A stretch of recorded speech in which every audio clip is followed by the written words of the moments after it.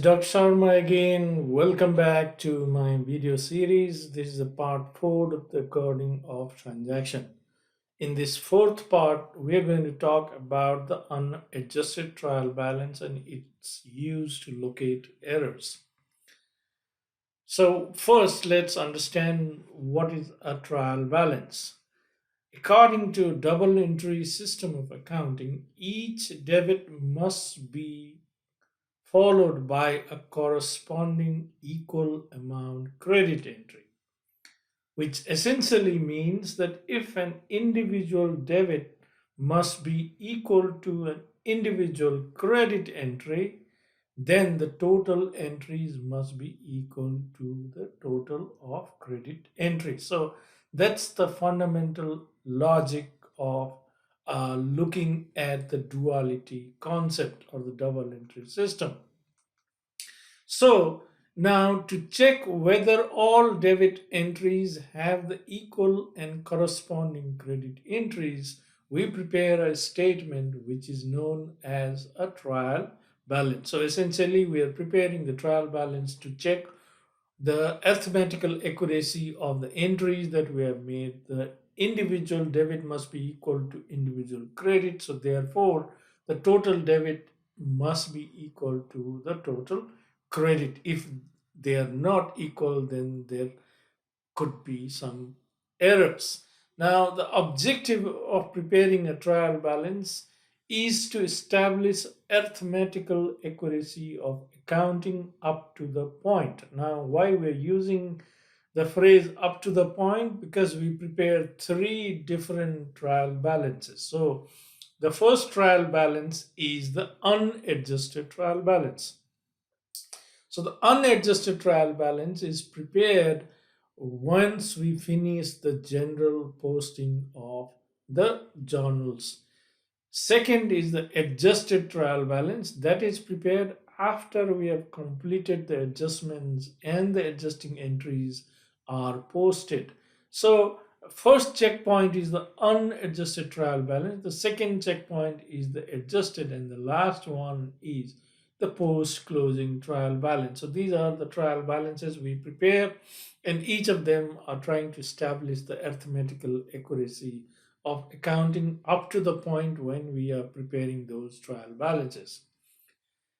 So another objective of trial balance to locate errors in the accounting entries made. If the duality concept is to be followed, then the total debit must be equal to total credit. If they are not, then there could be some errors. Now, of course, you should be aware of the fact that if it is unintentional, then only we classify them as errors. If somebody is making a mistake with the intention to deceive, that is a fraudulent behavior. So that's a fraud. It's not an error. Next is the objective of trial balance is to facilitate preparation of financial statements. Now, how does it facilitate the financial preparation of financial statement? Because by preparing a list of all accounts uh, that has a balance, what we do is we can have a list of that balances. So therefore, we can use it to develop our financial statements. So that will help us prepare the financial statements. Okay. So, as I said to you, an unadjusted trial balance is the first checkpoint in the equality of debit and credit. It's distinguished from an adjusted trial balance and a post closing trial balance. Those are the other two trial balances we will learn to prepare. That's adjusted trial balance is the next chapter, and post closing trial balance is the following the next chapter. So, we'll be talking about them again. The other two are prepared in later chapters and will include additional information. And as I said to you, we'll be talking about them. Now, next item on the agenda is to take the steps in preparing a trial balance. As you can see, in the first step, we are going to look at the list of the name of the company, sorry, not the list, the name of the company, the title of the trial balance, whether it's unadjusted or adjusted. And usually, when people write trial balance, it is considered as unadjusted. So, if somebody writes trial balance, it's understood it is a unadjusted trial balance. If you are preparing adjusted trial balance, usually we try to signify that okay, it is an adjusted trial balance. Okay, so that is your step number one. In step number two, we'll list the accounts from the ledgers and enter their debit or the credit balance in the respective columns of the trial balance. So, as we have learned in the previous part of the video, that we prepare the ledger accounts and calculate the balance. So, some accounts have a debit balance, some have a credit balance. So, whichever account has a debit balance, we will be writing in the debit column, and accounts having credit balance will be writing the amount columns in the credit column. And of course, we'll be listing the accounts in accordance to the chart of accounts. So, as I said to you, chart of accounts is the list of all accounts. While preparing the trial balance, we usually try to follow that chart of account. Then the step number three and step number four happen together. Total the debit and the credit columns of the trial balance and verify whether the two totals are equal or not. If they are not equal, then we consider that to be a disagreement of a trial balance. So let's revisit the demonstration problem that we had taken up in the previous segment of the video, part of the video. So it's the same problem with Suman Enterprise. We have already done the journal entry. So these are the complete journal entries. And then we did the ledger account. So these are the complete ledger accounts. As you can see, all these ledger accounts have a balance. Like cash has a balance, debit balance of 90,940, and then office supplies has a 1,700 debit balance. Accounts payable has 2,100 credit balance. Common stock has 80,000 of credit balance. Dividends has 3,000 of a debit balance. Sales revenue has 37,500 credit balance. Office rent expense has 9,600 debit balance. 7,000 is the office salaries expense, again on the debit side. Office equipment expense has a debit balance of 3,160. Office supplies expense has a debit balance of 2,600. And finally, we have the miscellaneous expense of 1,600. So now what we are going to do is we are going to go step by step. In step number one, what I had said to you was you list the name of the company, the title of the trial balance, and the date the trial balance is prepared. Now, for clarity purposes, I have written unadjusted trial balance here. Now, even if I don't write that, it is understood it is an unadjusted trial balance, even if I just write a trial balance. That's something that you have to understand. And if you want to write unadjusted trial balance, it's absolutely fine too. So we're writing the name of the company on the top, then the name of the trial balance, and the date for which the trial balance is good for. It is prepared as on a particular date. It's a point of time statement. Then what we do is we list the accounts from the ledger. So this is the partial ledger we have. We have 90,940. So we bring that as a, so you write cash, reference is 10 here, and then 90,940 in the debit side. Please see that. Then you have office supplies of 1,700 again on the debit side. So you are writing 1,700, and this 11 appears to be the reference. Next is accounts payable. It has a credit balance. Because this is a liability account, it has a credit balance. So you can see it is on the credit column of the trial balance. Similarly, we have a credit amount of 80,000 as the balance in common stock, and the reference is 30. So you can see those references made. Dividends is a debit. So we continue till we have listed all the accounts that have a balance. So that is sales revenue, 37,500. So we bring all those balances here. 37,500 is a credit one, and then all expenses have a debit balance. So that is what we are writing here. All expenses are listed here in the debit side, and each reference column is written here. As you can see, we're following the chart of account. um, Assets are first listed, then liabilities, owner's equity, revenue, and then finally the expenses. As you can see, miscellaneous expense is usually the last item to be listed. So that is how we prepare a trial balance. Once you have done the ledger accounts, it's not going to be difficult to prepare a trial balance. Just listing of all accounts that have a balance and put the balance on the side where which has a balance. So all assets will have a debit balance, liabilities have a credit balance. Owner's equity will depend upon which type of account will have a debit or a credit balance. Revenue will always have a credit balance. Expenses will always have a debit balance. So that is how we prepare a trial balance. So now that's we have completed step number one, step number two, and now we're going on to step number three. So we total the debit and a credit column of the trial balance, and we see both the totals are exactly same. So that is the verification part. Verify the total of the debit column equals total of the credit column. Now, if the total does not add up to the same total, then there are some problems somewhere in the either the balancing of the accounts or entries. So it all depends upon what was the error. Now it is a very tedious process to go back and find out the error.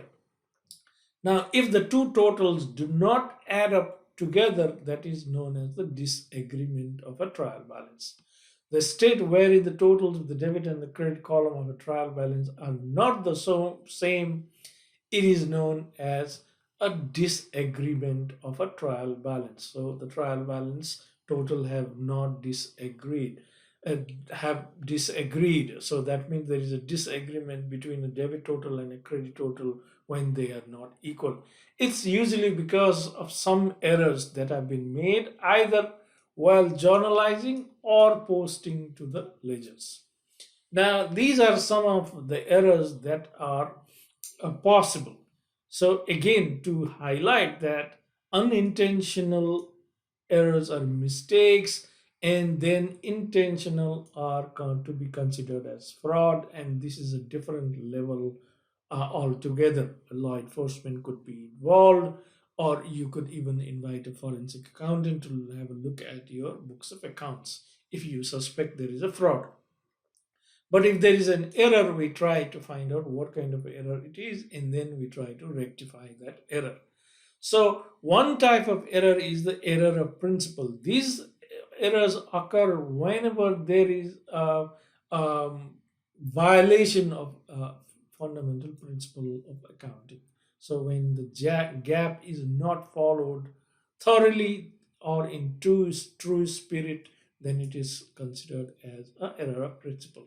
For example, if you purchase, let's say, equipment, and you wrote off that as an expense, then you're violating the principle because equipment is supposed to give you a long term benefit and therefore to be classified as an asset, not an expense.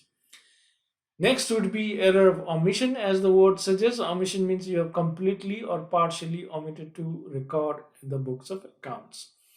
Error of commission could be you have committed some errors by making wrong entries, wrong posting, or posting on the wrong side, wrong totaling, or a carry forward, or you have just what you call entered the same transaction two times. So that will be the error of commission. Now, some of these errors, of course, um, these errors are basically clerical type of errors, and this is the error of principle. And another clerical type of error can be transposition error. The error is made because you have changed the position of the digit while posting or copying. A sliding error, if the error arises due to incorrect placement of the decimal point, which is called a sliding error. Now, some of the errors could be compensating error. If the error made on the debit side is compensated or neutralized by another error that you have made on the credit side, then that will be considered as a compensating error. Now, usually these compensating errors, errors of principle are normally compensating errors because supposing if you debited expense instead of asset, all assets and all expenses will have a debit balance. So whether you have debited it as an expense or an asset, it will have a debit balance. So the trial balance will agree. So, but you have made an error and it has compensated itself because the effect has been neutralized to zero. Okay, so one of the common errors affecting the trial balance is a transposition error. As I already said to you, you have transposed the order of the digit. Supposing instead of writing 648, you wrote 846, 846. You have the 6, you have the 4, you have the 8, but you have ordered in a different way. So there is a transposition, or you could also write that as 468. So if you do that, that is a transposition error. Another would be a error of slide. The entire number is copied or recorded, or one or more spaces to the right or left, such as writing 1042.60 is written as 104.26 or 10,426. So that's you are sliding the digits well, um, putting the decimal point. So that is making all the difference. Now, the quickest way to identify whether a transposition or a slide error is made is to find the difference. So you just find out the difference of the total. So let's say debit side total is 4,000 and credit side total is 4,900. So what happened is now there is a difference of 900. So that is what I call the difference between a debit and credit. Now then what you do is you try to divide by that 9, and it is divisible by 9. If the difference is exactly divisible by 9, then it indicates either a transposition or a slight error. Now you have to go back to the numbers and really check whether you have transferred. Now, this is going to be a tedious process, of course. So, of course, in a computerized environment, you can code your data entry and try to clean up the entry, because it will draw up a trial balance immediately as soon as you type something up, and you will be able to know that you have typed a wrong figure. So that's going to be easier. But if you're doing a manual accounting, it's a very, very tedious process. As I said to you, there are some errors which affect the trial balance totals while preparing a trial balance um, by, let's say, unusual, what you call kind of account balance. For example, since a business cannot have a negative supplies, a credit balance in supplies account indicates that an error has occurred. So that's another way of finding out that as well. So you go back to the concept known as the normal balance we discussed uh, in the previous chapter. So no, we discussed that in this chapter as such. So what we'll do is we will check whether all the accounts are having a normal balance or not. If they are not, then there is some problem somewhere. We rectify that. If an error has already been journalized and posted to the ledger, and now you cannot just scratch out whatever you have done and rewrite again. So what you have to do is, instead of that, you'll have to do a correction journal entry. So that's known as a rectifying journal entry or correcting journal entry.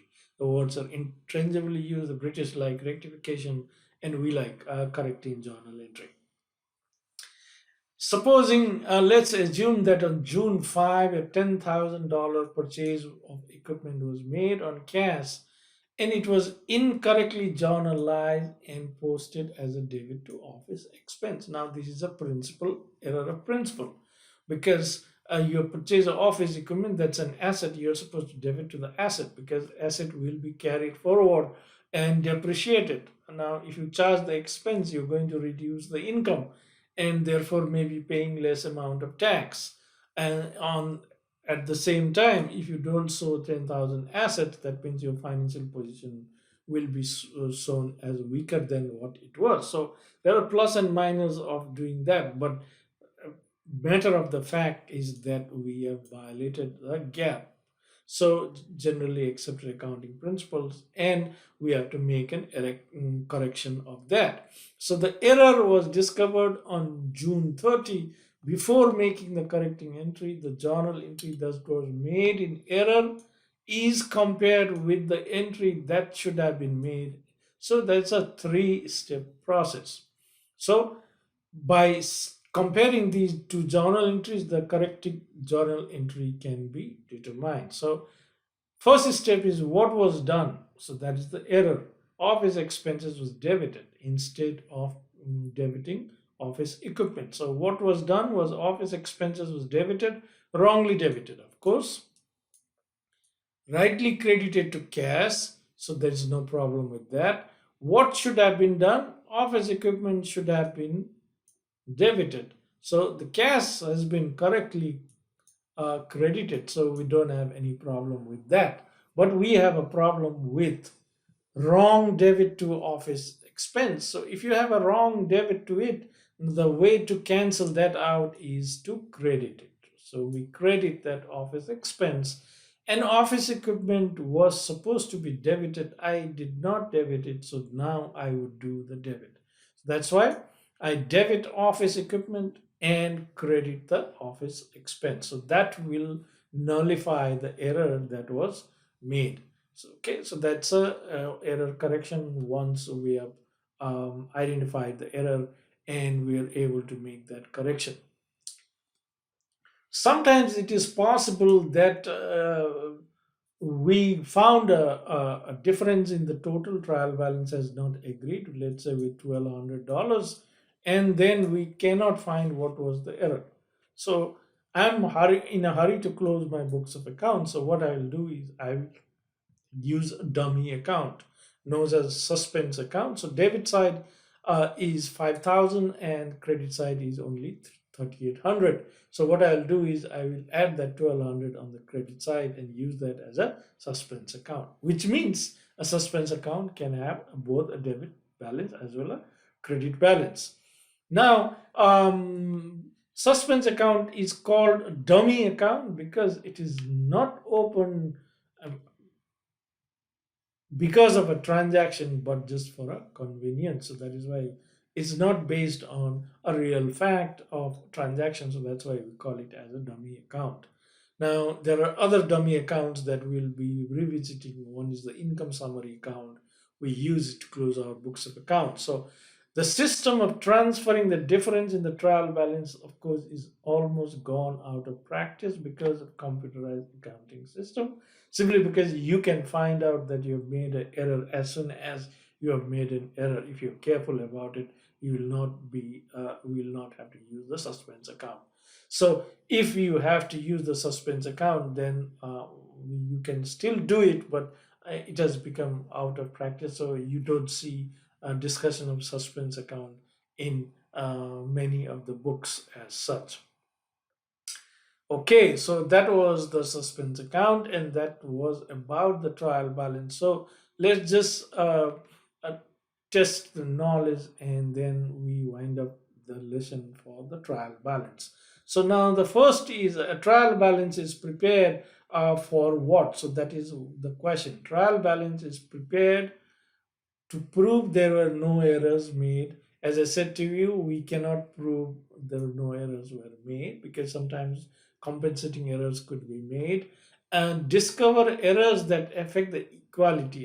That would be a possible answer. Prove that each account balance is correct, that we can prove that no errors were made, again that we can't. So that's why best possible answer is number B. So that is how we answer that question. Now the next one is, of course, a proof that the amount of the debit equals the dollar amount of the credits in the ledger means. So that means if the trial balance is in agreement, what does it mean?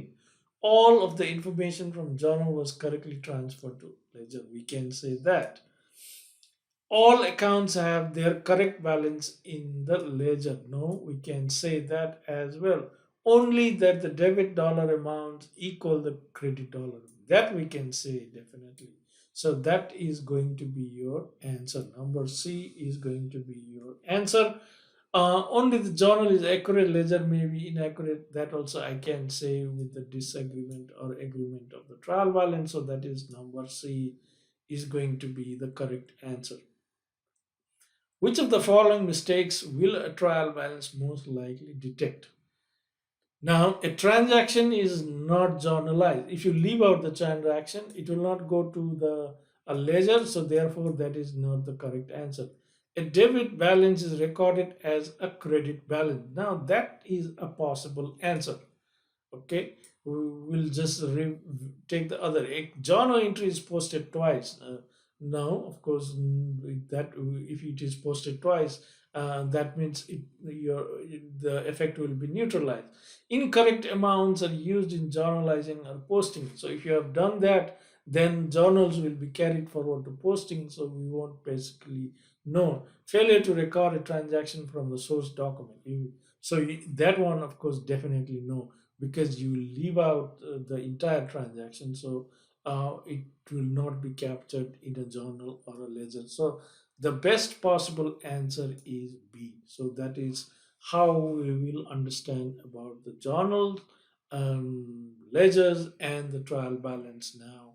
So that brings to an end to the video series for this chapter. Now I'm going to do a demonstration problem, comprehensive one, which we start with the journal, then we go down to ledger, and we prepare a unadjusted trial balance. So that will be the next video that I will be working on. So I'll be seeing you in that